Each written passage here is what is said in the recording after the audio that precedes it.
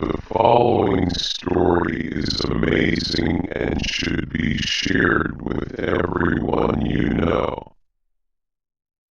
The U.S. government has been complicit in many cover-ups, but this is by far one of the most compelling accounts. Operation High Jump put nearly 5,000 U.S. military personnel, along with every resource available to the Navy's disposal, in the hands of Admiral Richard Byrd, the operations leader of the U.S. naval mission into the Antarctic. Think about that for a moment and let it sink in. Every resource in the entire U.S. Navy was made readily available for Admiral Byrd's team's use. Although Byrd was chosen to lead the mission for a rather specific reason, which I will later explain, he was quite qualified and a favorite amongst the American public, the perfect candidate of choice by U.S. Navy and top brass. Additionally to Byrd's recruitment, another man, Rear Admiral Richard Cruzen, was selected to head up the task force. And make no mistake, this was an unusually bold move for the American military at the time, as people, nations, and even world economies were still volatile from war's aftermath. So we have to ask the following questions. Why would the U.S. military be seeking to expend so many resources at the risk of great collateral loss to explore such a harsh region of the planet Earth as Antarctica? What was the rush? What did they know? What we find is that a lot of the details regarding Operation High Jump have been carefully tucked away over the years. Wikipedia explains little about the mission officially titled the United States Navy Antarctic Developments Program 1946 to 1947. A United States naval operation organized by Rear Admiral Richard E. Byrd, Jr., U.S.N. retired, officer in charge, Task Force 68, and led by Rear Admiral Richard H. Cruzen, U.S.N. Commanding Officer, Task Force 68. Operation High Jump commenced August 26, 1946 and ended in late February 1947. Task Force 68 included 4,700 men, 13 ships, and multiple aircraft.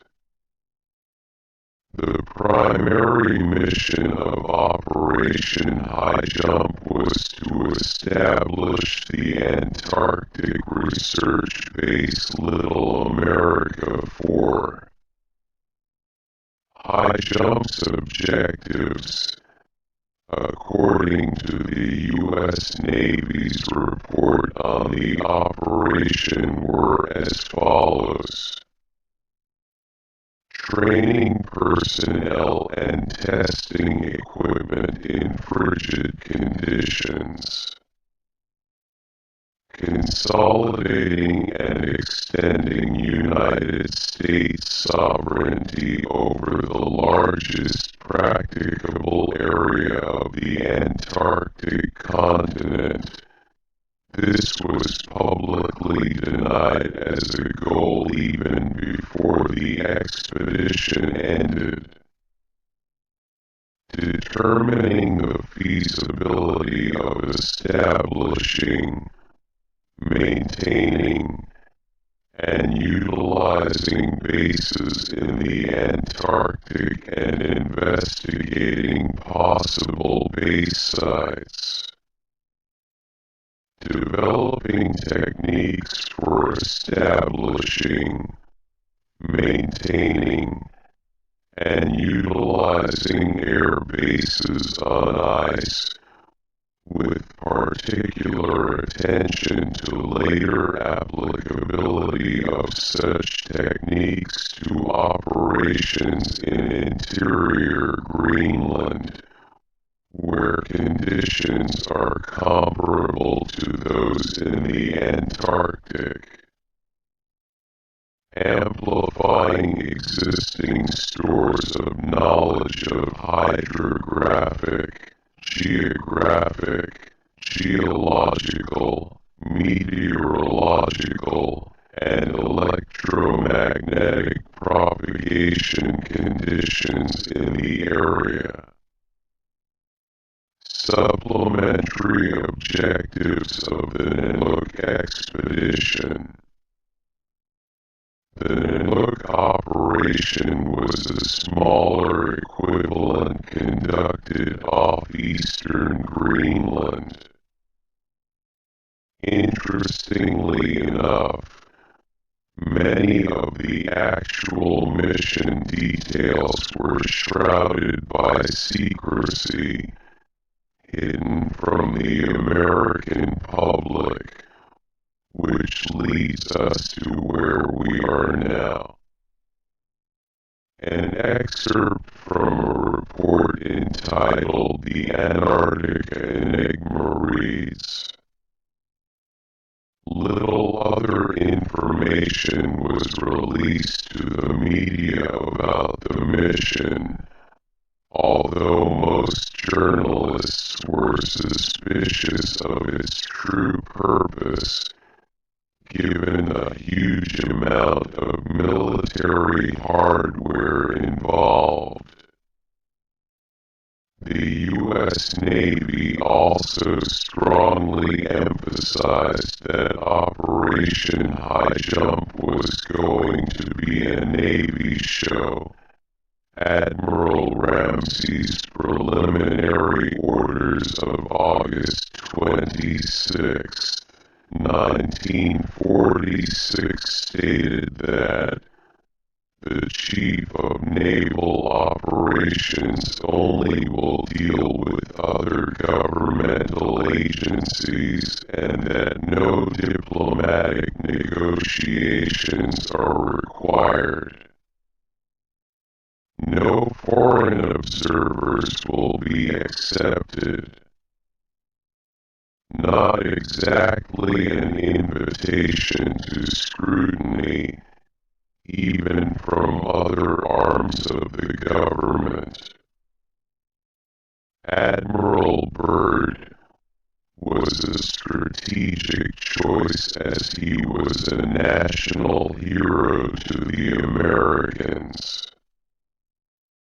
He had pioneered the technology that would be a foundation for modern polar exploration and investigation, had been repeatedly decorated and had undertaken many expeditions to Antarctica, and was also the first man to fly over both poles. However, the task force itself remains strictly under the military command of Rear Admiral Richard Cruzen. Unfortunately, the ship's central group entered the ice pack off the Ross Sea on December 31st, 1946, and found conditions as bad as had been noted for over a century. Sea breakers such as the USCG Burton Island, a ship that had only recently been commissioned and was still undergoing sea trials off the California coast when Operation High Jump was launched, fought to cut a way through the ice to help the men land. Richard Cruzen was one of a few men to have located at several oases which were actually the real reason the expedition team was sent there in the first place, although at the time only those with the top secret clearance would truly know the mission's true objective. An excerpt from the Daviess County Historical Society reads, according to a Navy report, 1,000 miles of new coastline was discovered on exploratory trips by the Bear and Bird seaplane. Commended by Secretary of the Navy Frank Knox for his superior seamanship, ability, courage, determination, efficiency, and good judgment in dangerous emergencies.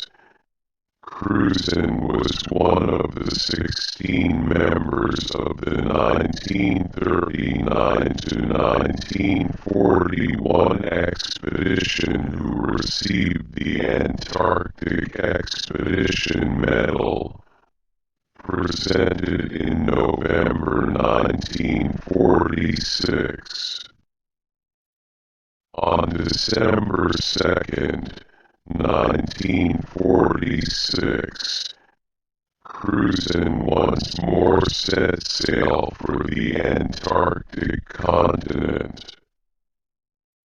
This time, as Task Force Commander under Admiral Byrd of the Navy's Antarctic Developments Project, also known as Operation High Jump, Cruzen led a force of 13 ships carrying some 4,000 men, including meteorologists, zoologists, physicists, and experts from oceanography institutes into the adventure of a lifetime.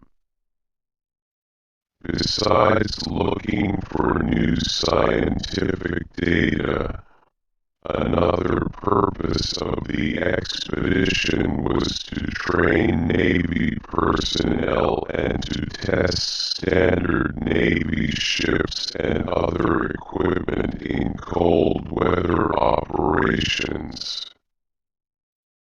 Cruzen navigated through an ice pack of several hundred miles before reaching Little America.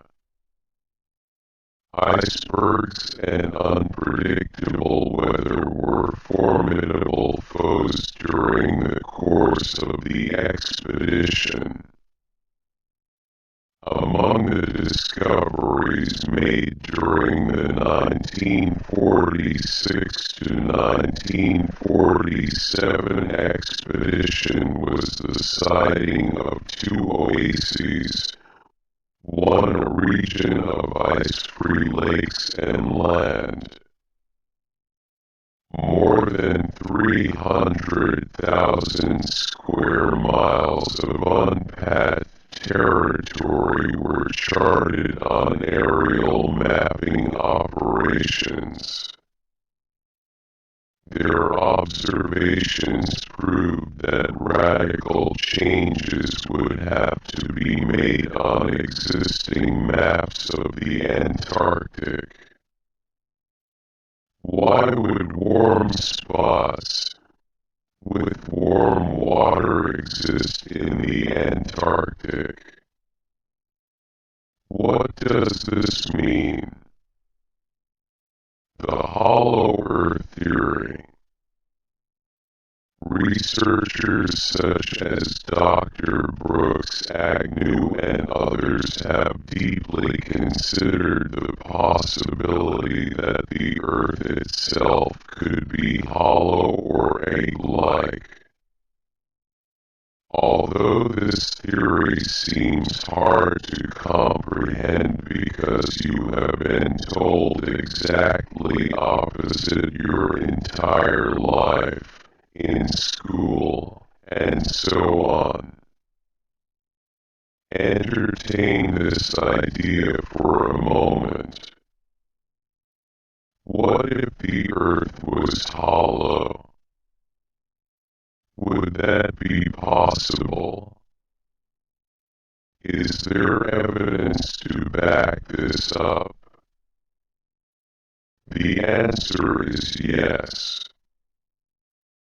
Evidence shows that the Earth rings like a bell after an earthquake for a period of up to about 60 minutes, and that's why some scientists and researchers say that this is due to the fact that the Earth is hollow.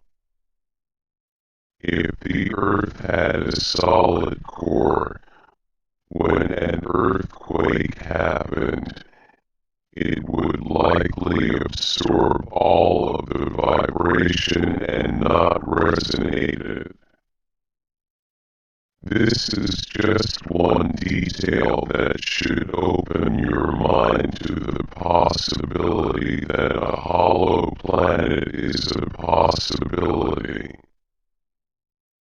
Famous author and lecturer David Icke explains in his book, Moon Matrix, exactly how the moon is likely hollow as well.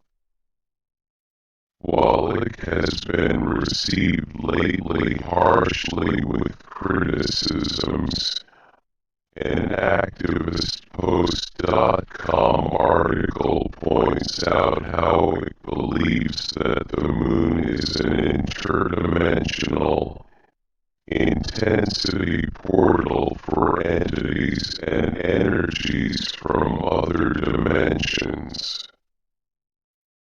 He believes that aliens use the moon as a home base for hijacking signals from the universe so that our bodily forms that are experiencing this virtual reality on Earth can't fully experience what our Creator meant for it to be. These aliens are the same reptilian shapeshifters that it claims are responsible for much of the suffering on our planet. reptilians want to filter anything beyond our five senses so that it manipulates what kind of world we can experience. I myself have had the privilege of interviewing David Icke and other Hollow Earth experts, such as Rodney Clough and Dr. Brooks Agnew, personally pushing me further into accepting that this theory may be more than just a theory.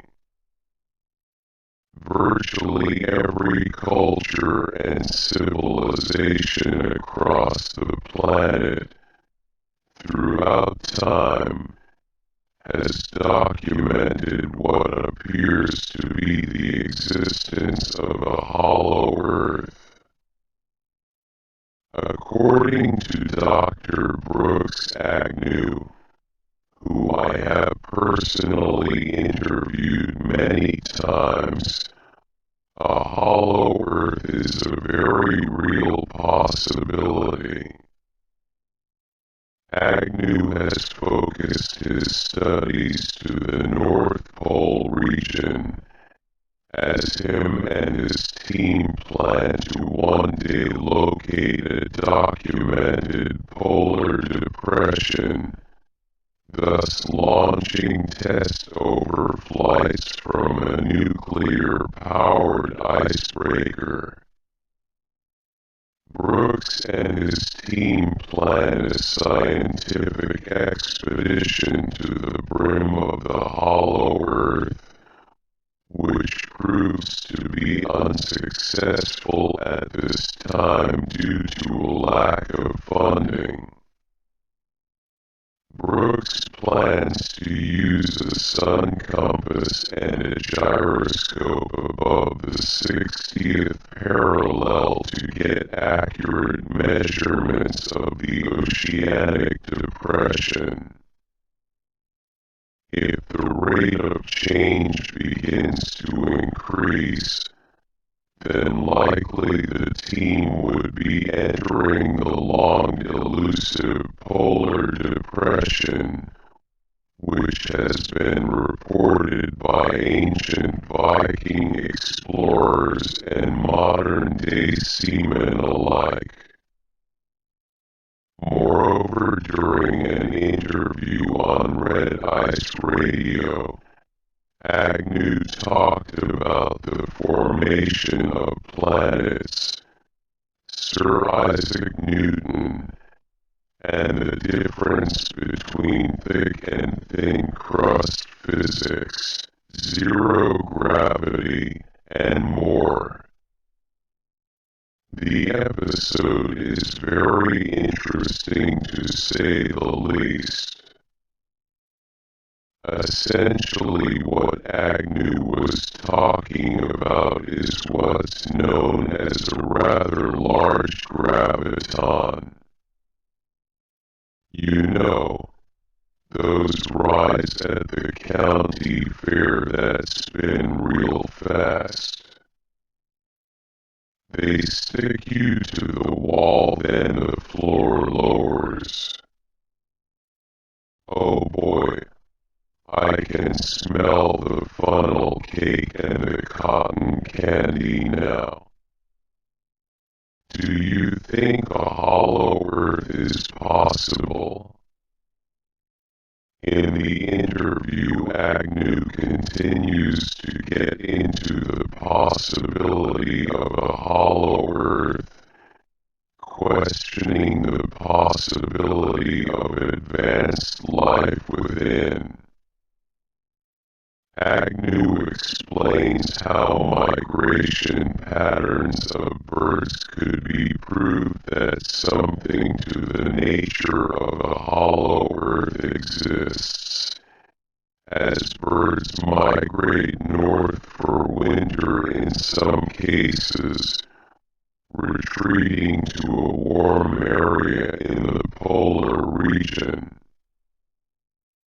Additionally, it has been reported that the U.S. Navy encountered several UFOs during the Antarctic expedition, and possibly may have had a firefight with at least one of them.